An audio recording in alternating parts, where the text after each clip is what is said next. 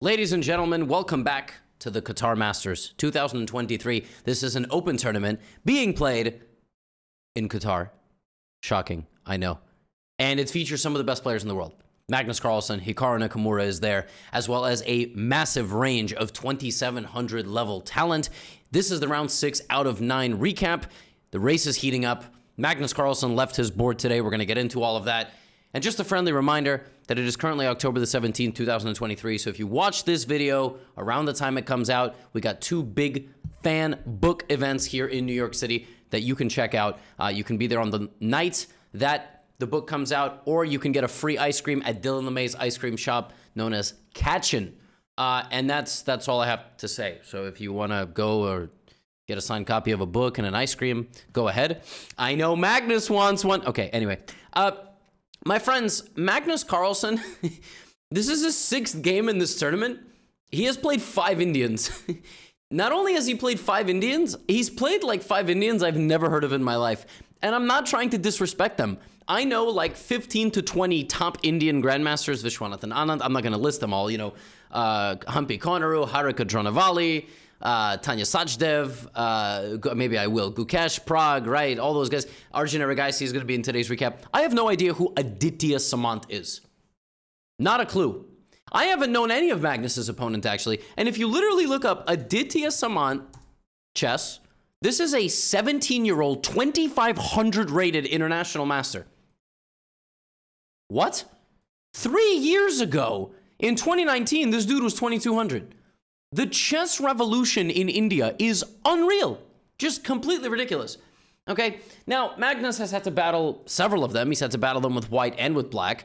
E4. By the way, this guy has a rating around the rating of Pranesh. A couple of rounds ago, Magnus made a draw against the Grandmaster, the teenage Grandmaster. They have the same rating. Magnus goes for E5. Now, that's surprising. Against Pranesh, Magnus went for G6. He played a very, very provocative Pierce. I guess Magnus is not playing C5 because he doesn't want to play into an ultra-theoretical position. That's what I'm thinking. Because white could memorize knight f3, knight c6, d4, cd, knight d4, knight f6, knight c3, pawn e5, knight b5, pawn d6, bishop g5, a6, knight a6, b5, knight, right? Like, Magnus likes to play the Sveshnikov Sicilian, but maybe white is just going to rattle off 25 moves. So instead, Magnus plays e5, and he plays knight c6, he plays into a Spanish. Now, you'll notice, right here, Magnus sat down, played a move, and then he left. He left the board. Man played e5 to make the game official, and then he said, you know, he like sat down, shook hands, black starts white's clock, e4, you know, e5, and then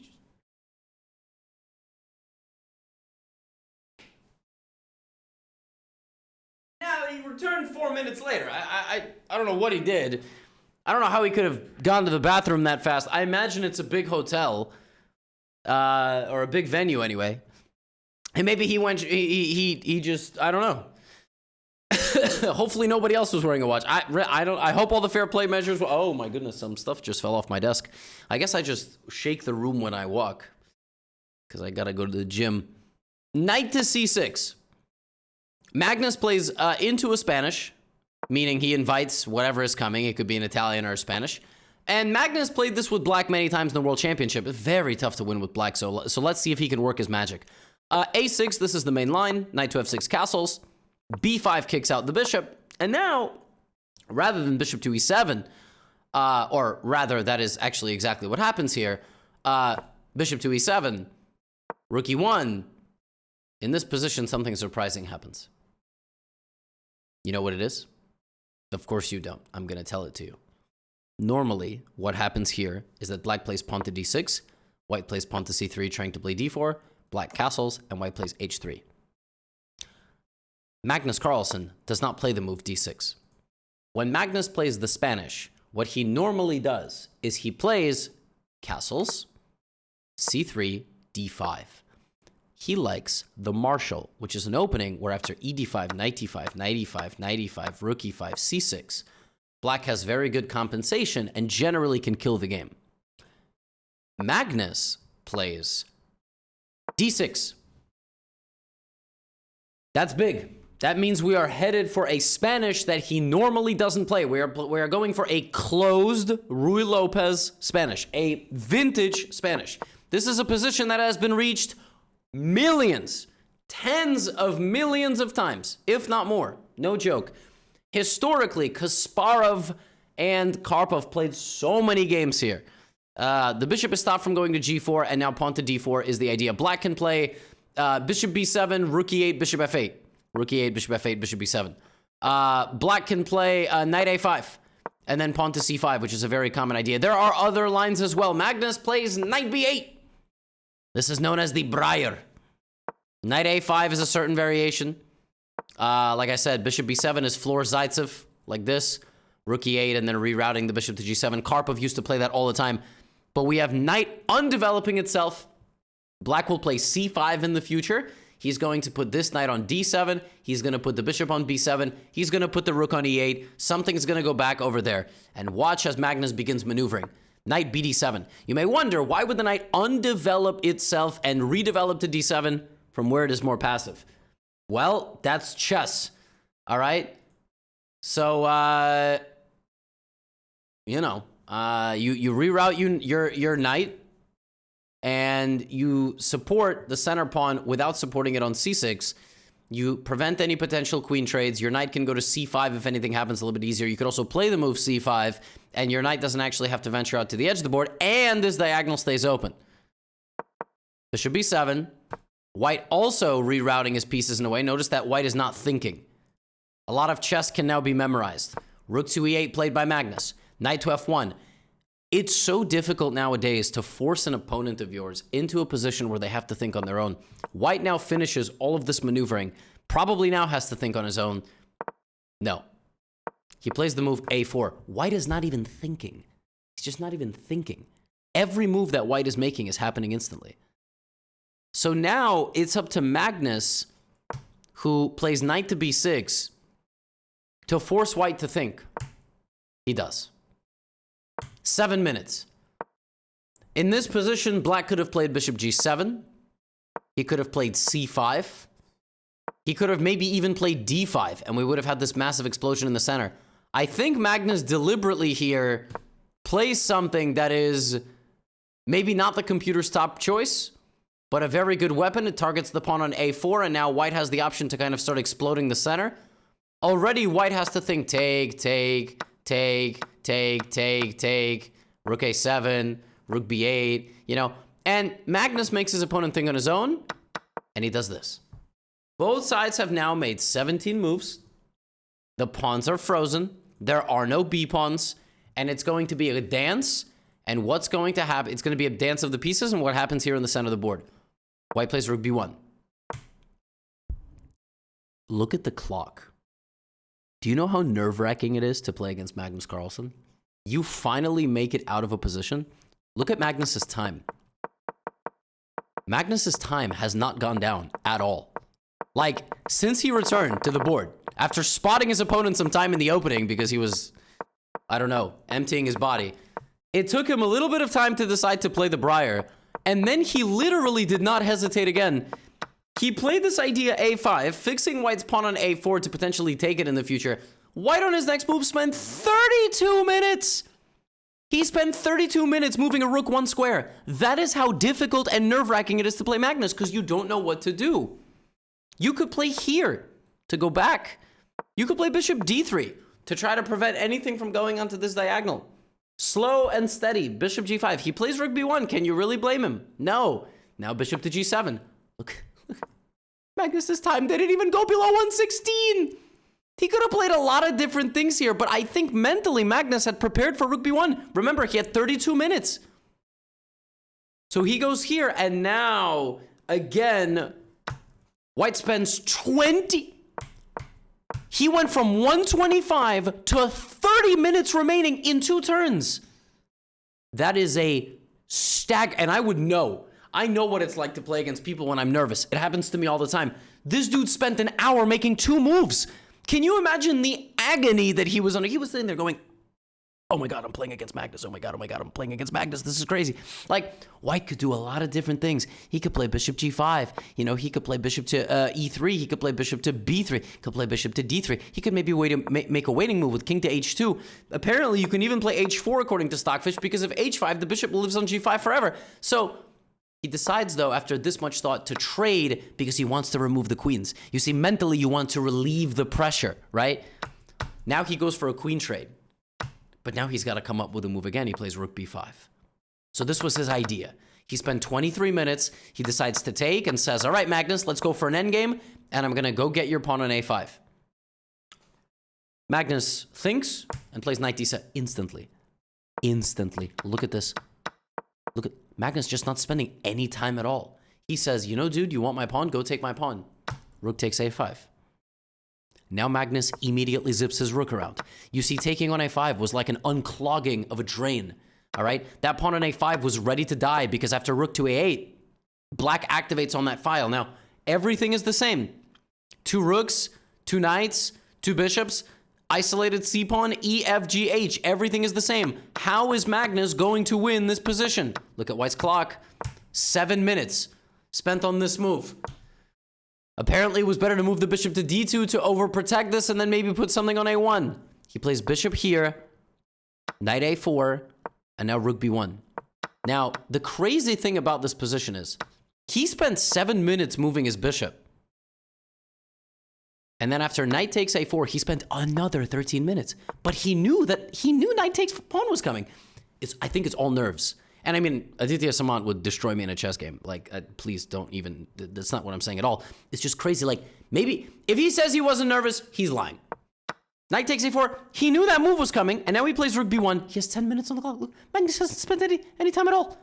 Just sitting there, like, it's amazing to see this type of stuff. And he's down to 4 minutes. He has 4 minutes to make 14 moves. Bishop f8, rook c4, and all of a sudden, white's rook is stuck. 56 seconds on the clock. Now he has to move faster. And all of a sudden, bishop takes f2 check. Knight takes e5. And the black position is looking very, very nice. Now, Stockfish could still defend this position, but white is desperately trying to hang on. Plays knight e2. Magnus advancing. And it's probably difficult to play a guy that has 50 seconds because you're like, he's going to lose on time. Rook takes c6. Knight takes c6. Knight b5 check. And in this position, for a reason I will not really ever understand, white went here. And the idea of that move was that the rook is hanging and the knight is hanging. But after rook to a6, knight takes c7, he missed this. And now after bishop takes knight, rook c5 is hitting everything. So it's over. But if Aditya in this position had taken, he might have drawn the game. I mean, this dude was so nervous. He was down to a minute on the clock with 15 moves to play. And he defended himself with a minute versus an hour against the best player of all time. Maybe Magnus could have applied pressure a little bit better, but he did literally everything that he could. And Aditya just did not take the rook. With a minute on his clock, he went here, and suddenly all of that falls apart, and he loses the game. And he resigns in this position rather than prolonging it. But that was crazy. I mean, he wasn't even that much worse. Crazy stuff. I mean, these Indian players are absurdly strong. Hikaru nearby, battling with the white pieces versus David Paravyan. Very strong grandmaster. Very good at he plays a lot online. Better known as a Dropstone DP. I've played him before. I've actually defeated David Paravyan, I think even twice in Blitz. He might be like one of the only 3000s I've beaten twice. And I just went into this whole spiel about how he's, very strong. But I think he just wanted to end up in a video. Anyway, he plays what's called the semi-Tarrasch. The Tarrasch variation is like knight c3, c5. This is the semi-Tarrasch because, it's kind of a semi and kind of a Tarrasch. And a line that has gotten very popular recently is after white takes on d5, black mirror takes on d4, and then there's like queen a4 check, bishop d7, queen d4, ed, and then there's all these different lines. But actually, this game just takes a traditional approach, knight takes d5. That's what they used to play before 2020, and then in 2020, somebody became, you know, deviant and perverse and started mirror imaging, capturing on d4. But actually, knight takes d5, and now there's a massive sequence which goes e4 takes, bishop e4 takes, just kidding, bishop d2 takes, bishop c4, knight d7, b6, bishop e7, knight f6, rook c8. All of this has been played thousands of times. That's why neither guy has spent any time. White enjoys a microscopic advantage. Black basically says, you're trash, you're not going to beat me, plus L plus ratio, you fell off. Queen f4. With the idea of queen h4 and e5, all right? You know, in this position, if you're playing with black, you might experience a little bit of concern, you know, because it looks like you're getting mated and white has all these pieces. It might feel a little bit like collywobbles. Any of you ever had collywobbles? It's definitely very scary, right? It's definitely scary, but a threat of a queen trade and then just a little h6, and it's really not that simple. It is not that simple to do anything here. You can play g4 and g5, and it looks, you know, like you're gonna get in there, but just queen f4, and yeah, no, we're not. There's nothing happening here. That's played. h3, Hikaru just making a preparatory move. And the best way for black to create anything here is going to be on the queen side, okay? Because rook to e3, rook to g3, you know, you're trying to get to that king, but just counter, you know, just David just doing his thing here, and now David plays a move that I do not understand at all. King f8. I mean, I guess everything in his position is so good, he doesn't have to touch anything, so he just literally moves his king. And I feel like he's going to move his king back at some point. Hikaru plays bishop to b5, and now an explosion. Bishop takes e4. Hikaru gives away the rook to get to two pieces. This is maybe his biggest chance of the game. Queen f4, the king now goes back to g8. He's got two pieces. But again, like David, just too quick on that pawn, making it really, really difficult to defend himself. And rook takes c5, a nice little move at the end by David. His queen goes down, and Hikaru actually has to force a draw here, because if he doesn't, then queen f6, like let's say Hikaru tries to play for a win, good luck. It's going to be really, really difficult, and then even this is a draw because you still have perpetual, but you know, you get my point. So, very nice game from David, I have to say. He was under quite a bit of pressure. Hikaru might have had some advantage, but a nice little lashing out with g5. Aggressive counterplay, and a nice, classy sacrifice of the rook. Nice little defensive sack, and David is doing well in this event. Now, a player who really leveled up is Rudik Makarian. Last game, he defeated Anish Giri. I have two more games for you. Anish Giri is going to make a comeback in today's recap. By comeback, I thought I covered him in last recap. He's making a return, but I did not. This is one of the weirdest games that I have ever seen. Okay, c4. All right, and now we have just a very standard opening that's about to get really, really ooga. Bishop f5. Arjun attacks the pawn on b7. Pawn to b5, pawn to c5. Now stuff starts getting really weird. Okay, a5, trying to play a4, not e6 and bishop e7. a5, knight h4, going after the bishop. The bishop goes to its home square. Okay, speaking of starters, like starting square, starters, just gonna throw this out there. Fire type was the best Pokemon starter type. I never understood anybody who would, you know, do like the Trico or the Mudkip. Like, what are you doing? It's all about Blaziken and Infernape. Just little aside. F4, And now the next move is just, I mean, this is, if your children are watching, cover their eyes, okay? This is basically an explicit nudity scene in chess. What you're about to see is perverse. In this position, black plays knight to g8. Get the hell out. What I mean, they want me to cover this? What is this? Come on. Children are watching. White has played all of the, what? The craziest part is, look at the evaluation. How is that possible? How is that possible? Arjun just goes back. He goes back because he doesn't want his knight hit. For instance, if bishop e2, black would play e5, attacking the knight, and by the time you arrive back, this is very unpleasant for white. So he plays knight f3. How is this position okay? Well, it's not. Apparently a4 was a wrong move. Black really needed to speed up his development. He did it this way, but that allowed Arjun to play knight e5. This is one of the dumbest high-level chess games I've ever seen in my life. It does not make sense, all right? And when you have such advanced pawns, all right, you got to be worried about e4 and b3, all right? And, you know, black's position here, you know, you're suffocating. It's like hands on your esophagus, you know?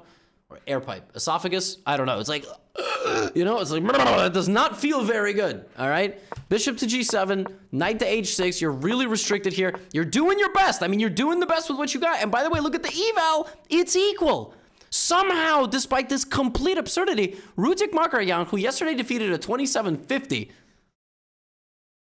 2760, no disrespect intended to Anish Giri, he has a very nice position, and here he plays a very provocative move. He is sacrificing this. This is the type of position where, because white has eyes on all of this, a sacrifice could be looming, and if you infiltrate the base camp, you really could do a lot of damage. Knight takes c6, okay? That's a really, really tough spot. And now, knight takes c6, bishop takes b5. So 2 pawns are captured. The knight is hanging. The pawn is hanging. Did I say 2 knights are captured? 2 pawns are captured. I think I said that. Anyway, and a couple moves later, bishop takes a4. My friends, Arjun Erigaisi has all of these pawns, and I got news for you. He is going to move them, and it is going to be very difficult for black to stop them. The knight jumps to a4, and a couple moves later, it's going to jump again. And now he trades the bishop. He trades the bishop because he's going to go b4 and like this. But my friends, look at the evaluation. You can trade, and as long as you explode the center, Rudik is beating Erigaisi. It's mild. I mean, it's marginal. It's really only beating if you know that this exists. In a real game, you don't got the eval bar, right? So queen to d7, b3, queen c6, and now the problem is he's moving these pieces that way, and he's not actually opening the position. By the time he does open the position, it's too late. And it's like yelling in the mountain. It's about to get really ugly. Pawn takes, and it's over. a4, b5. We go here to trade a rook. We do exactly that. And have you ever seen 4 connected passed pawns? Yeah. Knight c4, a5, a6, kick out the knight. Rudik fires in with pawn to e3, but it's just not good enough. You take the knight, you take the queen, and Rudik promotes to a knight for the memes. And Erigaisi takes. And then probably Erigaisi... Look, this is one of the most absurd positions I've ever seen. Rudik is up a rook and a bishop. A rook and a bishop, but white has 4 passed pawns. He's just going to go a7, and there's nothing you can do. Doesn't even matter if you play rook a. Have you ever seen something like this? Look at how completely absurd this position is. And I mean, it all happened because Rudik decided that this is how he wanted to play chess. Oh my goodness. Crazy stuff. Crazy, crazy stuff. And, you know, one last game I got for you is a nice game. This is a nice game. This is Bellahcene. He's, I hope I'm pronouncing that correctly, #1 player from Algeria. He's a strong grandmaster. Also, he looks exactly like Logic. Go look up Bellahcene and then go look up Logic, the rapper, from like 5 years ago. They look identical. In some photos, he does. In some photos, he doesn't. But in my opinion, he looks so much like Logic the Rapper, it's ridiculous. We play into a Najdorf Sicilian, which is something that Anish Giri knows very well, because he actually has a course on the Najdorf Sicilian. E6, Queen F3, and there's this very interesting and provocative line in the Najdorf where White actually can sacrifice on B5. And you'll notice Anish spent 25 minutes.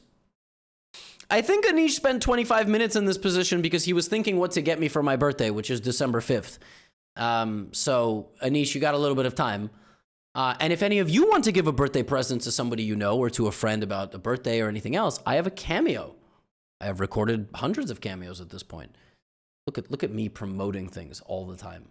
But before I show you the next move of this game, I do just want to say, sometimes I feel like I over-promote. Like, I've been heavily promoting the book because I'm very proud of it and it's coming out soon. And you know me, I'll be like, oh, free samples or new course or whatever. But I frequently get questions like, hey, Gotham, how do I get a signed copy of your book? And I'm like, but I swear to God, like, I talk about this thing all the time. People still don't know. So forgive me if I'm overdoing it, but if I'm overdoing it, it's probably because you watch a lot of the videos, which I'm not complaining about. Anyway, B5, 25 minutes spent, White sacrifices his bishop. Crazy. Sacrificing a piece. He gets another pawn, and then he gets the pawn on D6 as well. So he cleared out the whole board. Remember what happened in the Erigaisi game? Did you forget about that? You remember what that looked like with all those pawns? Maybe that's going to happen here too. All these pawns are just going to fly down the board. And we do, in fact, go to a late stage middle game, early end game. Anish plays knight to G4 because he's up material. So he needs to find that balance between trading everything and not. What do I mean by that? If Anish gets to that position, right, which he will, this is not the same position as trading your knight. For instance, knight B, rook D8, knight B5, knight F6, not king F6. Let's just say, I'm very, very hypothetical stuff here. Rook A3, take. Of course, this can take this, but we're doing it this way. King C7, knight B6, take. Okay? This is a very different position. In fact, playing with the bishop is better because it's a long-range piece. If we change this around completely, like, this might even be better for White in some lines because stopping 3 passed pawns with a knight and a king might not be easy at all. In this case, we get the knight here, and this is instructive. You can't trade everything. White has a lot of pawns, but you got to trade enough, all right? And Anish plays G5. And Anish here does his best Halloween impression of the Terminator. Halloween is coming up. It's in 2 weeks. Anish has his costume already purchased. He doesn't have my birthday present purchased, but knight E5, H5, H4, H3, bishop goes to F1, and puts itself on G2, and White resigns. What? Yeah. Bilal said, I'm out. It's -1. He straight up said, I'm out. He straight up did the SpongeBob meme. He straight up did the, you guys, you know the SpongeBob meme? All right, I'm gonna head out. Like, he just straight up did that in the middle of a game. So did Magnus in the first round. I mean, that's crazy. He's not even, Anish is not winning any of these pawns yet. Now, is Black better? Of course. He's gonna pressure, bring his rooks, but like, what? You could wait, but dude said, is he going to lose the game in 20 moves? Yes, unquestionably. His position's very, very tough. But that came out of nowhere. Black had nothing going on this side. And then Anish went, I'm going to expand. And he was like, yes, okay, you're going to expand. I'm not scared. You're not going to, I resign. Dude just resigned. Poor guy. Anish just did his best impression of the Terminator. My friends, these are the standings after 6 rounds. This is the top of the leaderboard. And we have a 4-way tie for first with 5 out of 6. 2 Olympic gold medal winners from Uzbekistan and 2 very strong Indian grandmasters. Then we have Hikaru, Parham Maksudlu, David Paravyan, Magnus Carlsen, no Abdusaturov, Gukesh, Murali Karthikeyan, Pranav V. with 4.5. They're all going to play each other tomorrow. You're going to get sorted by rating. It's going to be great. Qatar Masters heating up in the desert. No pun intended. And that's all I have for you today. Get out of here.